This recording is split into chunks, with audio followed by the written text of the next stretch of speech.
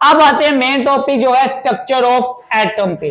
अब इस टॉपिक के अंदर डिफरेंट साइंटिस्ट का बताया गया है कि उन्होंने डिफरेंट एक्सपेरिमेंट परफॉर्म किए और उनके एक्सपेरिमेंट से क्या रिजल्ट प्रूव हुए। तो स्टार्ट करते हैं। सबसे पहला साइंटिस्ट जो है वो डेमोक्रिटस है।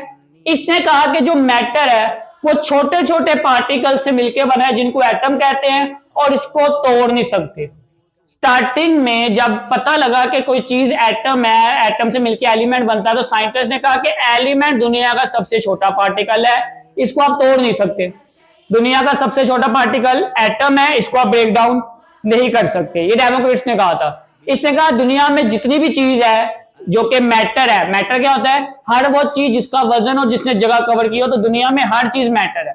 तो इसने कहा जितने भी मैटर है वो छोटे छोटे पार्टिकल से मिलकर बना है जिसको एटम कहते हैं और उसको तोड़ नहीं सकते। ये डेफिनेशन काउंट हुई एटम की। Matter is made up of tiny particle called atom which can not further सब डिवाइडेड, जिनको आप फर्दर तोड़ नहीं सकते। काफी सालों तक यही माना गया कि एटम को तोड़ नहीं सकते क्योंकि किसी ने तोड़ के नहीं दिखाया। अनटिल अनलेस कोई एटम को ब्रेक करता तो पता लगता कि एटम टूट सकता है, लेकिन काफी सालों तक एटम नहीं टूटा तो यही मानते थे कि एटम को तोड़ नहीं सकते।